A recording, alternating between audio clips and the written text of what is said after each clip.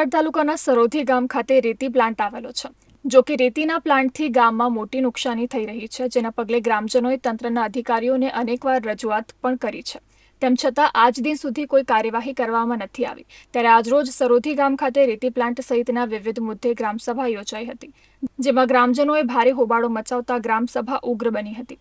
ગામમાં રેતી પ્લાન્ટનો મોટી સંખ્યામાં ઉપસ્થિત ગ્રામજનોએ વિરોધ નોંધાવ્યો હતો।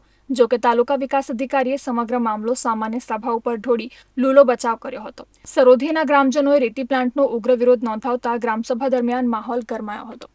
તે વિશે મને એ જ બીક છે કે આ વસ્તુ બહુ ઘણી વખતથી અમે ટ્રાય કરી રહ્યા છે કે આ રેતીનો પ્લાન્ટ બંધ થઈ, પરંતુ મને એક વાતનો ડર છે કે આ રેતીનો પ્લાન્ટના માલિકો કંઈક વસ્તુનું આગળ પાછળ કરી શકે છે। એ માટેનો મને પણ બીક છે કે આ વસ્તુ બંધ કરવા માટે પણ અટકાવી શકે છે, કે જે માલિકી અને તેમના માલિકો મોટી હસ્તીના છે। એ બદલ મારે કંઈ કહેવું નથી, પરંતુ ખાસ કરીને એ જ જણાવવું છે કે આ રેતીનો પ્લાન્ટ ખાસ કરીને બંધ થવું જોઈએ। આનાથી અમે ખરેખર બહુ તકલીફમાં છે।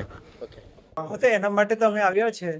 ખરેખર નિર્ણય હમણાં તો તમને જણાવ્યું છે ને કે ગ્રામ પંચાયતના તમામ સભ્યોએ આ પ્લાન્ટ બંધ થવું જોઈએ એ અંગે સંમતિ આપેલ છે, જેથી આ અંગેની હવે પછીની કાર્યવાહી આવતી સામાન્ય સભામાં કરવામાં આવશે અને જેમાં આજે રેતી અંગેનો જે ઠરાવ કરવામાં આવ્યો તે રદ કરવામાં આવશે।